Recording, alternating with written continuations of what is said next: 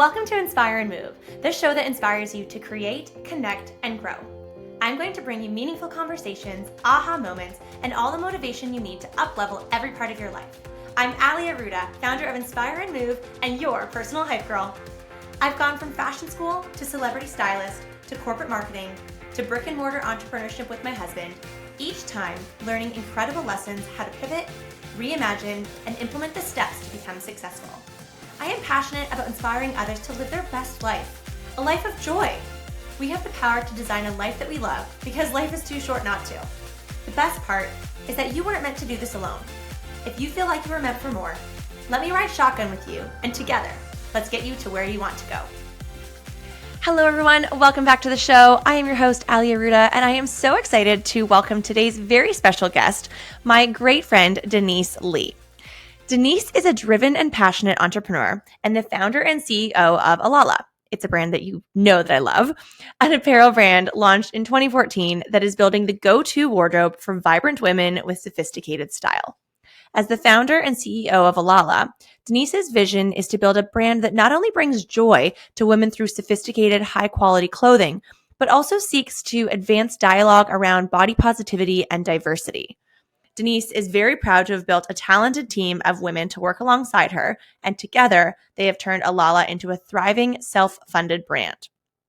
In her free time, Denise loves spending time with her rescue Pomeranians, Rudy and Alfie, and is a passionate supporter of animal rescue. She is also on a journey of personal development and wellness in the pursuit of living her best life and is an eternal student of the world. Denise is so grateful for the opportunities that have come her way and is excited to see what the future holds for Alala and for herself. Denise, thank you so much for being here today. I am just overjoyed to have you here. Let's dive in.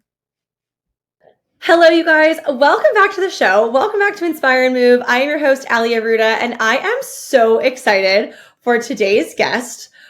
Just the most incredible female entrepreneur and a very dear friend. Denise, welcome to the show. Thanks for having me, Ali. So happy to be here. I have been so looking forward to just sending you the email of will you be on my podcast? I cannot wait for this. And then we got it booked and scheduled, and here we are.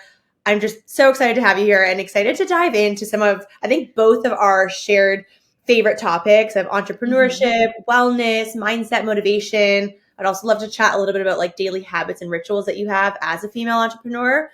But first things first, let's talk about you. Tell everyone who you are, what Denise is about, and then I'm also excited to dive into how you started Alala. Awesome. Yeah. So hi, everybody. My name is Denise Lee. I am the founder and CEO of Alala, which is a luxury athleisure company that I founded 9 years ago. So it's been a while. I'm based in New York City, but I grew up in Singapore, and so have spent half my life in Asia and half my life here in the States. And yeah, I'm just a very passionate entrepreneur. Like Ali said, I love supporting women and creating spaces for women and really, kind of bringing women together in really meaningful ways. And Alala has, allowed me to do that in a very special way. So I'm very grateful for my team and all the customers that we have and the community that we've built. A little bit about me. So I've always been in the fashion industry. My dad and my grandfather were in the clothing manufacturing business. So even before I was born, there was that lineage of making clothing and being in the business. And so I feel like I really followed in their footsteps in a different way, more on the brand side than the manufacturing side.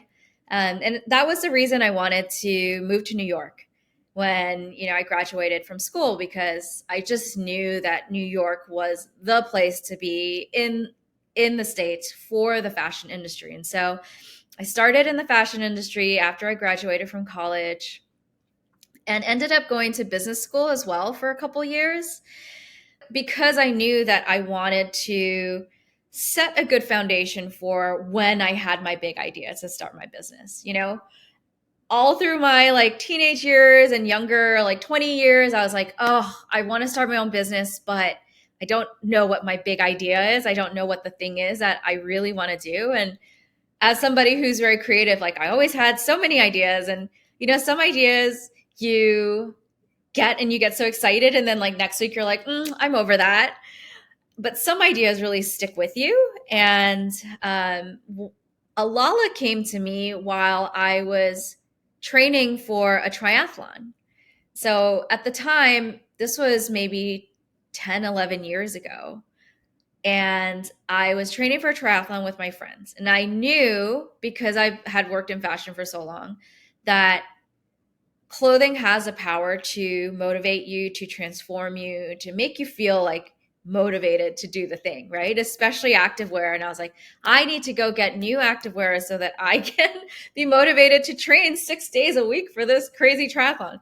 So I went out to all the stores. I live in New York City. We had everything that was available here. And while I was looking at, the big brands out there, I really felt like there wasn't a brand that really resonated and spoke to me. And remember, again, this was 10, 11 years ago when there were not as many brands. There were actually very few brands in this space.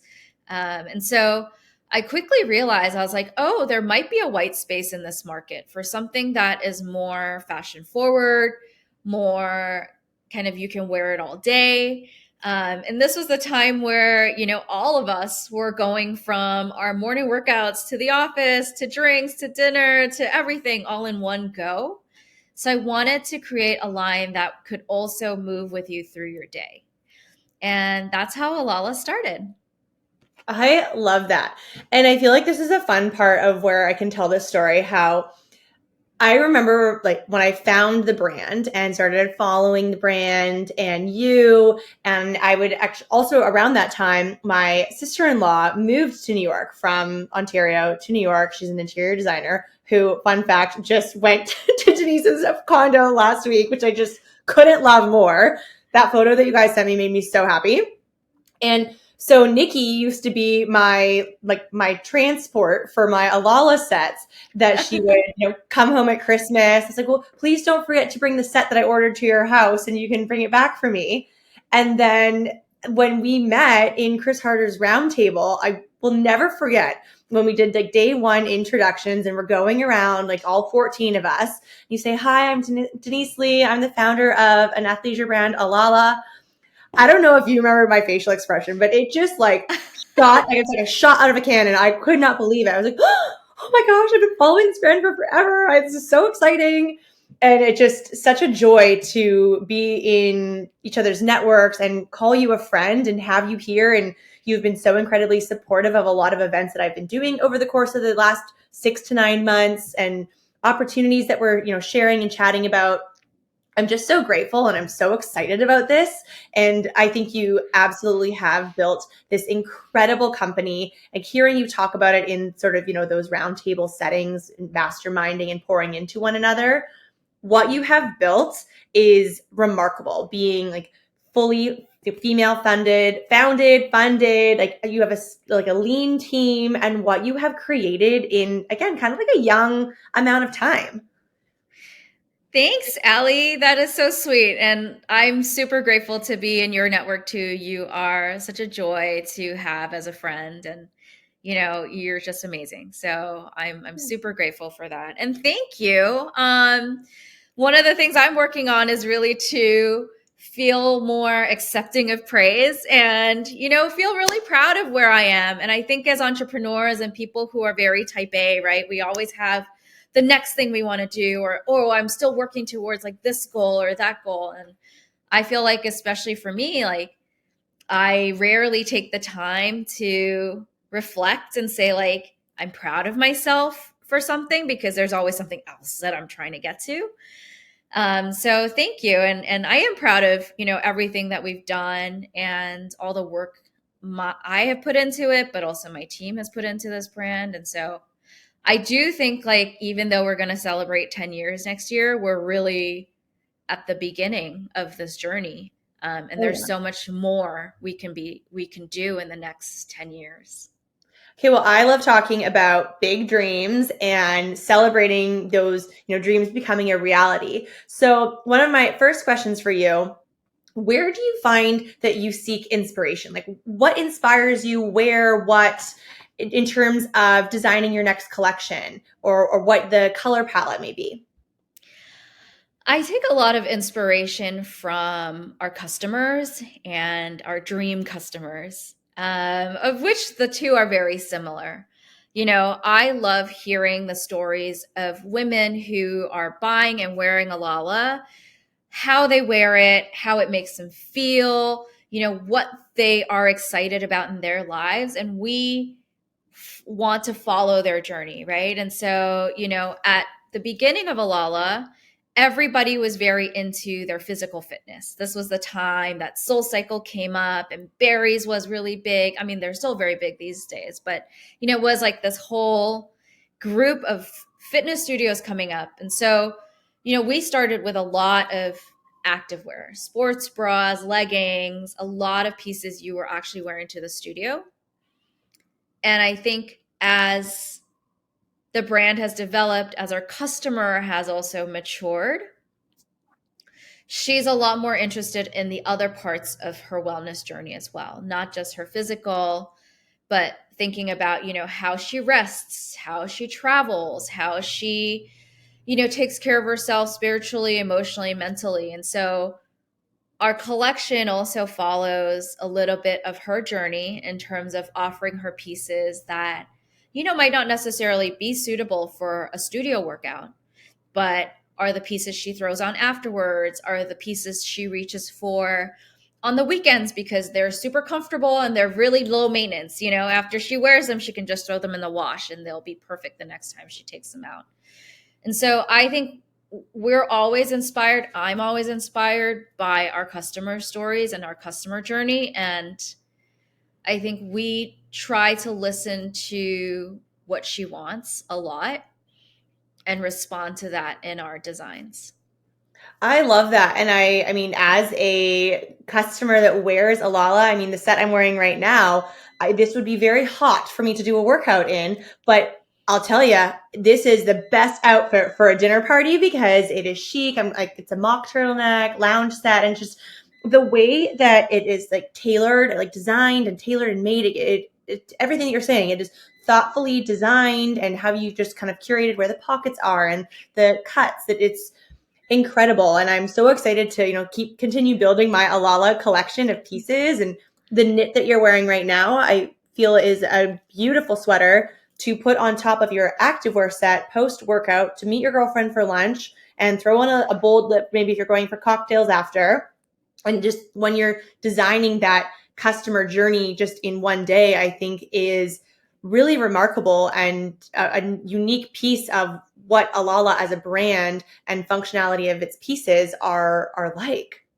Yeah, thank you. Thank you. I think that is definitely one of the things we really want to um, get across to people is that you can wear these pieces any way your style wants, you know, your style wants, and it fits into your wardrobe. And I think the other thing for us is that we want to make pieces that are timeless. I think a lot of the brands in the market are very trendy, are very sexy, are very youthful.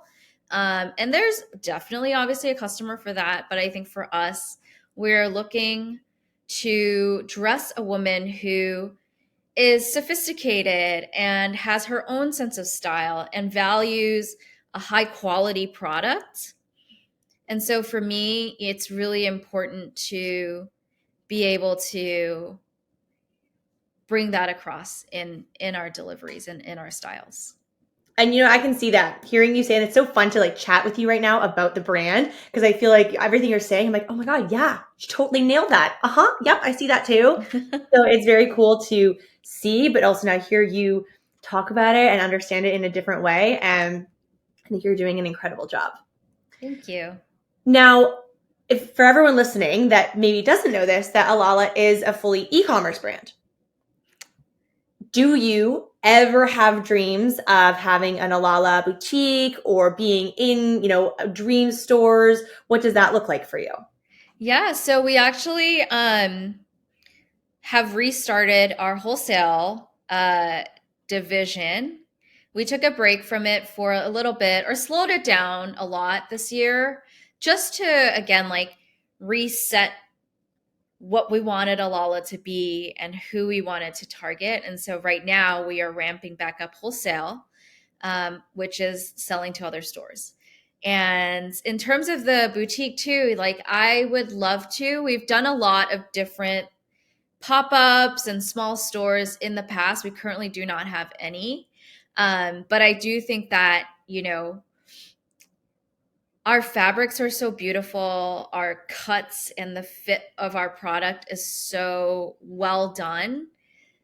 It lends itself really well to a very like jewel box experience in a store environment. And so I would love to, also open some stores in the next couple years, because I think that it would express itself really well in a brick and mortar environment. And I also think maybe even more importantly or equally as importantly, I love the idea of being able to make someone feel really good as a client and as a customer in the store. And I think we've all had those experiences where either you had an amazing sales associate in the store that made you feel like you were the VVVIP, right?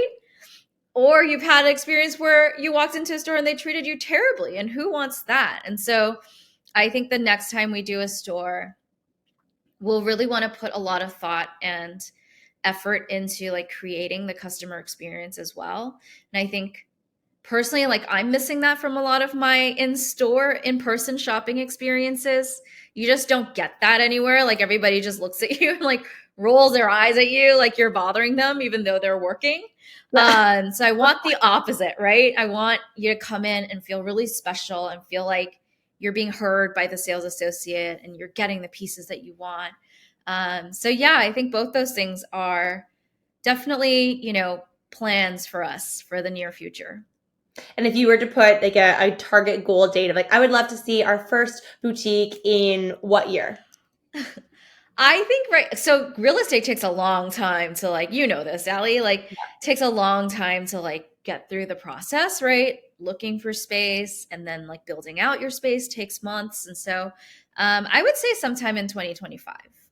Oh, that's so exciting. I'm already excited for the grand opening. Okay, now switching gears a little bit, sort of chatting about the Alala girl and her, where she's going, her gym, studios. Let's talk about what that looks like for you. Like where do you, get rejuvenated and, build these energy and these endorphins in terms of movement? What do you love to do? So movement for me, it always like ebbs and flows and different things feel good to me at different times. So I'm really like a chameleon when it comes to my workouts. I'm not somebody who like likes to do the same thing all the time. And so I kind of respond to what my body and my mind really needs at the time. So I'll do everything from like Pilates to, lifting weights to going to more of like a boxing class. Or sometimes I'll just do a lot of walking. Mhm. And so it really depends, I think, on like where my body feels like it needs what it needs. Sounds very And intuitive. I respond to that a lot. And so I'm definitely not somebody who likes to like do the same thing all the time. Well, and you're in the mecca of variety. I feel like between Yeah. LA and New York, you can wake up on Monday and be like, I want to do this, and wake up on Tuesday and do something else. It's like it's an Yeah. incredible city for that. We're so lucky to have that. And there's so many like really amazing new studios always coming up. And it's so much fun to go and try a new class and see if that's like something that, you would end up liking Mhm. to add into the routine. I can't wait to kind of, I think I was saying this to you the other day on just like a connection call of between the two of us, that I can't wait for my next visit to come back to the city. And it's always nice when I come solo and I stay with my sister-in-law, but also it's a city that Matt and I love and enjoy together. But I have such a dream and a goal to go spend like a full day at Peloton Studios. It's just a Mm-hmm. brand that I just love watching and being a part of, and their instructors and the energy and community that they've built. I think it's so fascinating. And just, I know you can go there for a day and spend a day and doing a bunch of classes. So Yeah. I can't wait to do that. That and Remedy Place will go together. I love that. Yeah. It's so cool. I love Remedy Place. Now, so the Remedy for anyone listening is like the mecca of wellness. It's the like first wellness social club, which Matt and I went last year in LA, and it's just incredible. And I know that you went just on the weekend, and I can't wait to visit the New York one. But from a sort of mindfulness standpoint and routines, like I'd love to know, like walk me through a day in the life of Denise Lee. Like I want to know like, all the details. What time you're waking up, what you have for breakfast, how you take your coffee, like give me the tea on your day. Okay. So like a weekday, if I'm working, I will get up, not an early riser. I have to tell you that, Ellie. I'll get up like 7:30, 7, and then what I've been doing for the last couple months is as I'm waking up, I will turn on Dr. Joe Dispenza's morning meditation. And it's quite a long meditation. It's like 26 minutes. So, I spend a good half an hour going through that meditation, guided with him. And the idea is that as your brain switches from sleep state to like your fully awake state, there are different stages in which, your subconscious is very suggestible to what you're thinking. And so I used to wake up like in a panic, like thinking about all the things I had to do that day.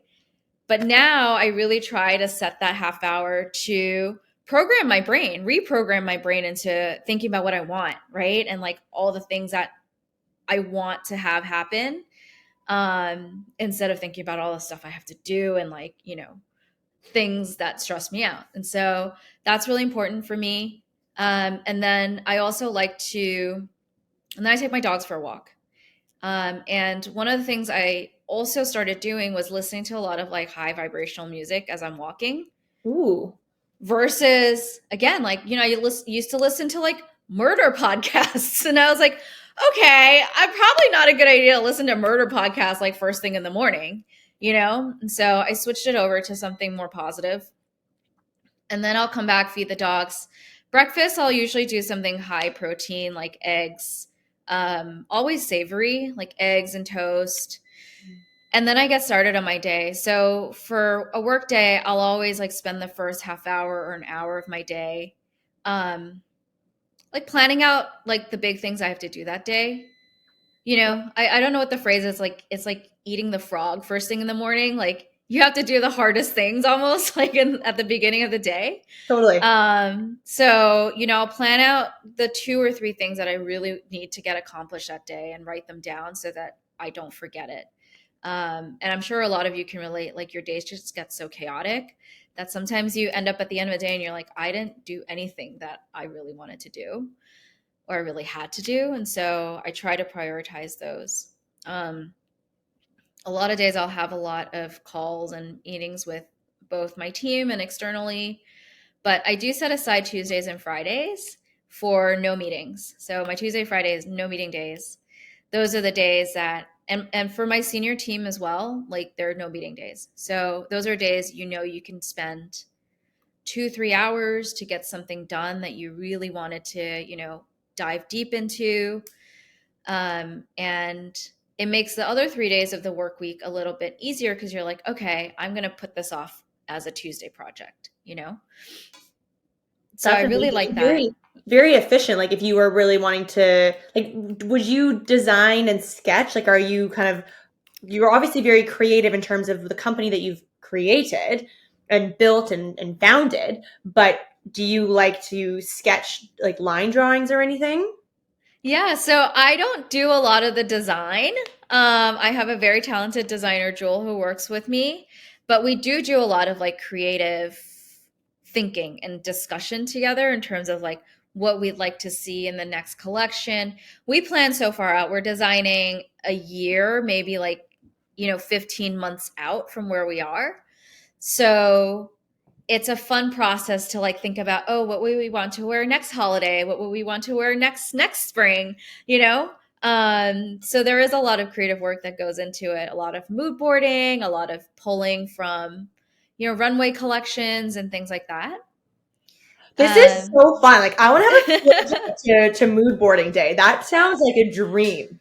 It's so fun. And I love to like spend those days too, like just thinking about cool like marketing ideas and like, like other programs we can be doing that might be a little bit more out of the box, partners we could be working with that might not be like your usual suspects.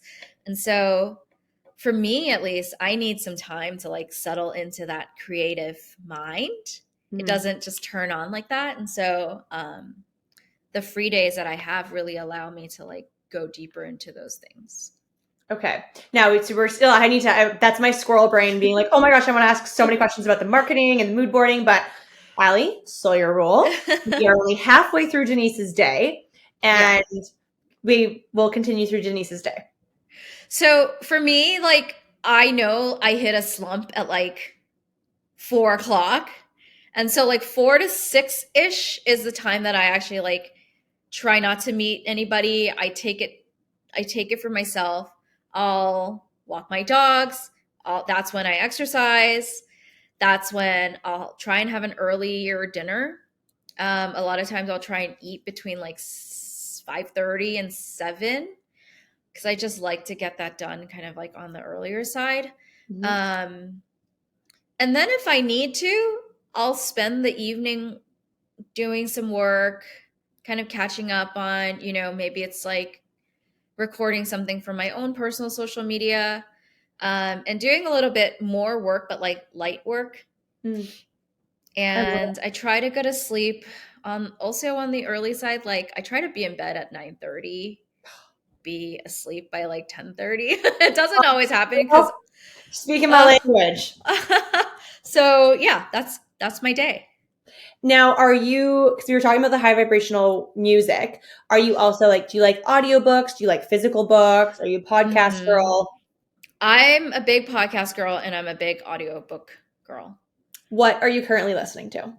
So I'm listening to a very, very cool book called The Alter Ego Effect. Ooh. It is, forget the guy's name, but I'll send it to you later. Todd something. And it's all about creating an alter ego for yourself that embodies the characteristics that you feel like you lack. For example, if you get really nervous public speaking and you like trip over your words, you stutter, you don't get out the message you want, you can create an alter ego that is like the best public speaker. She's spoken at TED Talks. She's like, just like super confident. She doesn't have the nerves. And he teaches you how to create that alter ego, but how to step into it as well. So, like, the next time you do a public speaking event, it's not Denise that's speaking. It's like whoever, like Tasha Fierce. yeah, Sasha Fierce that's speaking, which I think is so interesting because his argument is basically that you can't show up to all the parts of your life just as you. Sometimes it helps to have the Sasha Fierce persona to your Beyonce, So it's really cool. That's interesting. Did this book come recommended to you from somebody? Or did you Yeah, see I it saw somewhere? it on another entrepreneur's TikTok. I And find it I really fascinating about book recommendations these days that like whether it's TikTok, Instagram, podcast show notes. Like I just actually wrote it down, the Alter Ego Effect book. Like, do yeah, not forget, I'll link it in the show notes so that people have that for reference. Cause I feel like in that space, especially as entrepreneurs, you hear about a great book that you might walk by that book on a shelf and be like, what's that? That doesn't really mhm. like speak to me. But when you hear a credible source speaking about it, then Yeah. you're more intrigued to purchase or download the book and read it for yourself. Yeah. That's one thing. Like, if I'm even just scrolling and watching a TikTok, if someone recommends like a book that's interesting, I'll try and download it like right away. And I'll keep it in my library for when I have time to read it or listen to it. I love that. Okay, my next question is about podcasts because I know you have posted this. So everyone, of course, we're going to link your Instagram in the show notes, but you've done some great sort of reels about the shows that you really like from that mindset, business, entrepreneurship. But since we're jamming on that, let's share that with all of our friends and followers and listeners. So many. There's so many. Obviously, Ali, your podcast is one of my favorites. Every time I listen to you, like you have such beautiful energy. It really gets me in like a very optimistic and like happy place. Would I be classified as high vibrational? Because that would be my goal. Yes, definitely. Definitely for me. You are super high vibe and it makes me happy to hear your voice in my ear. I love it. But besides your podcast, we've done a lot of work together with Chris and Lori Harder. Mhm. And I think both their podcasts, the Chris Harder Show and Lori's is Earn Your Happy, are just really, really great listens. I love Chris's podcast, especially because he has so many short episodes that it's just like a little 10-minute reminder in your ear of something to think about that day, or to like focus on. And he's always so positive about what he talks about and gives such beautiful, concise insight into things that you're like, oh, I never thought about it that way, but that's such a great way to look at it. Especially now, I feel like he talks a lot about, there's a lot of fear and like slowdown in the economy and everything, but like how to look at that, how to feel about it, how to take advantage of it. So I find his words just like so powerful and so meaningful I totally to agree. me and relevant to like kind of what we're all feeling at the time. So I think those are good. I think for me also, at different times in my life, Catherine Zankina, Manifestation Babe I podcast, just started listening to her last week. has really spoken to me and helped me in different parts of my journey. And so she talks a lot about, how to manifest, different ways to do it, the science behind it, and the related topics around it. And so if you're looking for a podcast to kind of dip your toe into like, what is this whole like positive thinking manifestation world? I hear so many people talking about it. I feel like her podcast is a great place to start. So here's a question for you. Would you say like, because I mean, I love manifesting and I think there's a lot of power in it. And then you can kind of go on like the woo scale. Like, are you a little woo or like a lot of woo? I'm in the middle. I'm in the middle woo. I love a middle woo. I'm probably like middle woo. Yeah. Like I think for me, it's just ways to understand yourself better. Mm-hmm. And it's also in a way like you can either choose to be thinking negatively about stuff or thinking positively about the same thing, right? Half full, half empty. I always my whole life have like turned or leaned towards like half empty. But I'm like, why not look at it as half full? Like what's the harm of looking at it as half full? There's really no harm. You just feel better about whatever situation you're in if you look at things as half full versus half empty. So I've been training myself to really like shift into that more positive direction. Well, and good for you because I think that's a powerful message just right there, what you just said, that you are training yourself, that we are absolutely in the driver's seat of our lives and what we're consuming, the conversations that we're having, the places that we're spending our time, people that we're spending our time with. They're all choices that we can make and what we want to do to make ourselves better. And, like you're saying earlier and how you start your day with this 26-minute meditation. Okay, yeah, maybe that's like a lot more time than you would have originally probably carved out for meditation. But if there's power that's kind of you're getting at these downloads from this Joe Dispenza morning meditation, then that's going to now be a little pillar in your day. Yeah. Where you're training Yeah. yourself. Yeah. And I think it's all about your energy as well, right? I think we've all been around the people who suck all our energy out, like the friend who just complains about everything all the time and never does anything to change their situation. I think it's being aware of those people and situations and also choosing, whether you want to stay in those situations or change to surround yourself with more positive energy. Oh, one of my favorite topics. Yeah. How, like in your friend group or in your social circle, do you spend a lot of time like with other entrepreneurs, or do you have friends that are in the corporate space? I find that this is such a fascinating topic now that I'm an entrepreneur, and I've sort of look at my friend group sometimes and realize, oh my gosh, we're all business owners. Yeah, I feel like a lot of my current friends are definitely business owners. Um, just because I think, you do have very similar energies when you approach things and similar outlooks on things. I find that is a very helpful support network.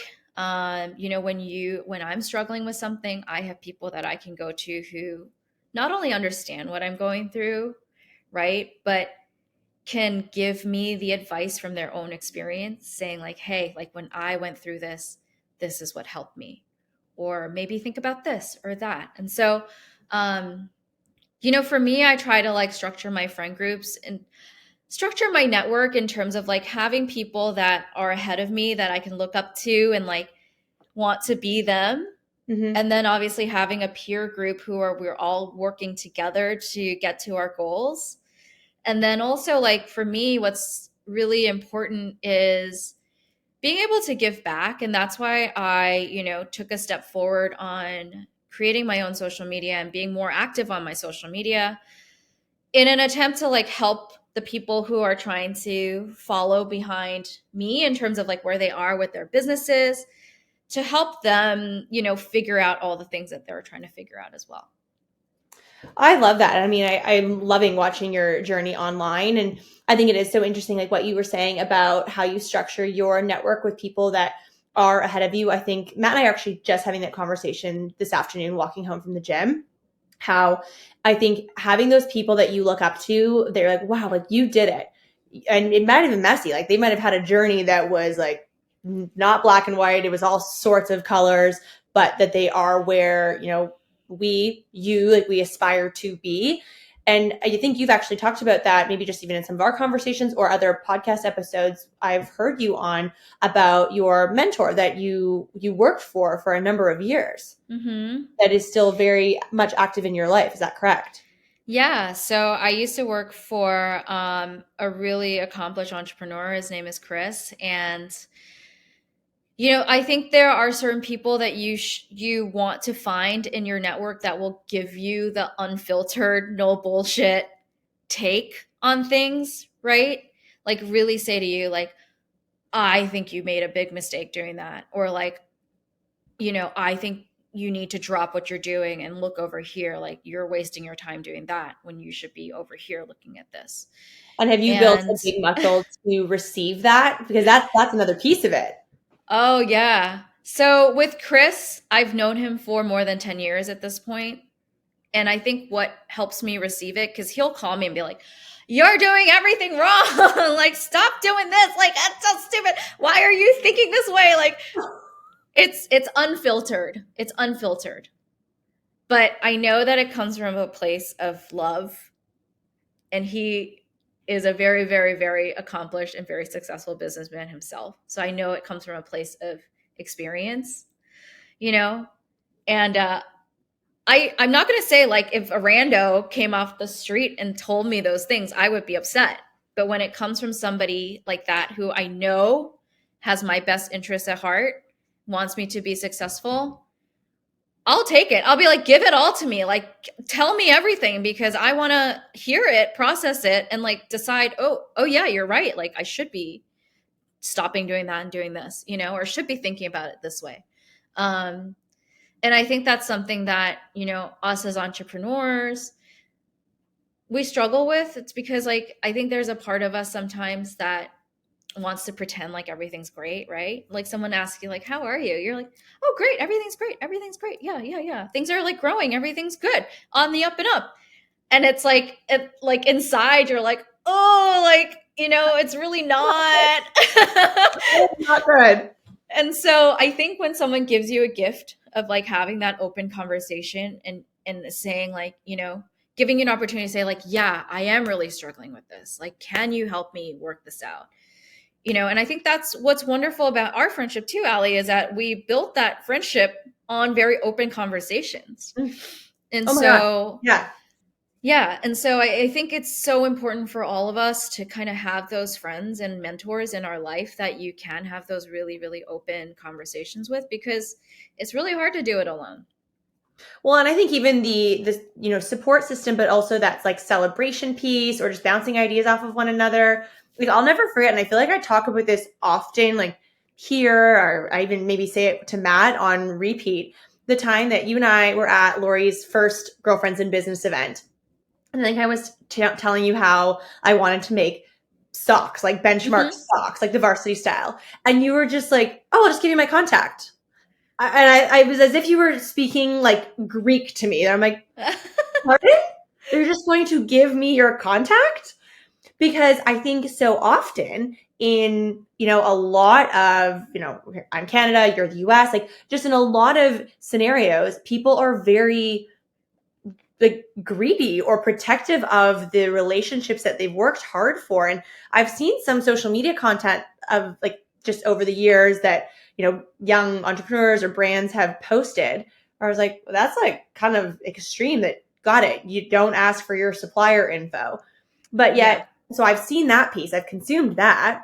And so I think when I was thinking, okay, I'd like to make these benchmark socks, I think they'd be really cute, but I have no idea where to go. But I don't really want to ask my friends because they've worked hard to build those relationships. And yet you completely proved me wrong. You're like, oh, I can even send an email to connect you. And it just was like that was a big takeaway piece for me, which I mean, hey, maybe that's even a little plug for Lori's Girlfriends in Business event of like the type Hmm. of value that's in that room. And I was just saying this on an earlier episode that, we can invest in these masterminds or different experiences, retreats that you kind of go in thinking this is the experience that you're going to get. This is what you're paying for. And this is what you're going to receive from this investment. But there is a whole other piece there that the relationships that you're going to build in those rooms could far exceed the value that you get in that 1 to 4 days, because Hmm. now you've helped solve a problem for me that I wanted to do, create this product. I don't know where to start, but you've given me the direct roadmap to get there. Hmm. Yeah, And I think that's exactly. incredible about some of these, entrepreneurial friendships and relationships and just your network. That piece that we're building as well here is that the value that comes from that people really want to like lock arms and, go through the trenches together. The like, I got you. Yeah. Yeah. I think it's a beautiful thing. And, I know all of you will find that group of people, but when you do, it feels really good. And they can be all over. Like you and I like Hmm. love connecting, whether it's text, FaceTimes, calls. Here we are for a podcast, and I'm loving Hmm. it. But that we don't live around the corner from each other, and I think Yeah. that's kind of cool that your network can far exceed just your local quadrant of where you live. Yeah. And I think you also mentioned something that I truly believe in too, is that paying for access. I'm not going to lie, like some of these things are like in the thousands of dollars, right? And for somebody who's trying to decide, sometimes it's like, oh, it's so much money. But I think you have to see it in terms of like an investment into your future, your network, your business. Um, and just be selective about the rooms that you choose to be in. Absolutely. And I think there is so much power in being in those rooms. And I think, if you have to start small, where like, I'm going to go to an event and it's $100 and that's going to be my Hmm. investment for this year or, this quarter. But I think as you're building your success roadmap by looking at your year and figuring out where are you investing your, personal growth money Hmm. to propel yourself as an individual, as an entrepreneur, but also for your business. And having that variety, like I could not be more grateful for the roundtable investment that Chris curated. And then like these friendships and connections are just like, just make my heart so Yeah. full. And I could just like geek out and talk about them so much. It could be like a whole other episode. Yeah. It's a beautiful thing. Have you started curating your 2024, like, investments and things you want to do? Yeah, so I have been thinking about a lot of different options, I think, for me and what works within my budgets, but also more importantly for me, my time and energy commitments. Certain things will require me to travel. Certain things will require like additional investments, like hotels and flights and things. And, I'm trying to right now at the end of 2023 really feel into what feels the best and where I need the support, right? Some opportunities are more networking. Some opportunities are more like strategy and tactical. Some opportunities are more heart and soul type opportunities. And so I'm still working through, where I want to really invest. Oh, well, I can't wait to see what that piece is. I And know. like what's on the horizon for Alala? Obviously a 10-year birthday, which is so Oh exciting. my gosh. So I'm really excited for next year. We are going to be really focused on serving our core customer, which is this woman in her 30s and 40s, and really giving her, I think, not just beautiful clothing for her life, but really also, offering her options to explore different parts of health and wellness, whether that's like, again, her spiritual health, her emotional health, other health aspects besides her physical, strength and body. So I'm really excited to dive a little deeper into that and really also like start building more of a community around the brand. Oh, some of my favorite words. I'm like, well, you need any help? I'm your girl. Talk to me. This is gonna be so exciting.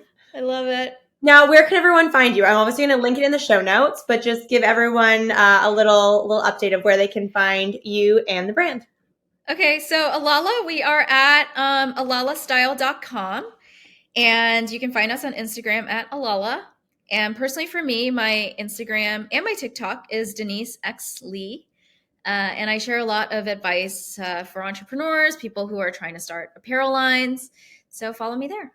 Honestly, you guys, give Denise a follow and Alala because she's like bang on. She shares a lot of really incredible content and value, and you are not going to want to miss out on that.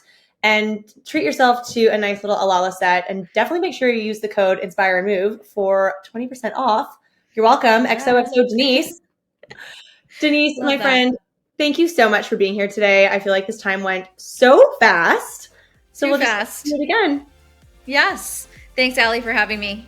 Thank you for being here. Guys, thank you so much for listening. And thank you so much for listening. If you love this episode, it would mean the world to me if you took 30 seconds and shared this on social media, send it to a friend, or leave a 5-star review. There is power in community, and I am so grateful to have you part of mine.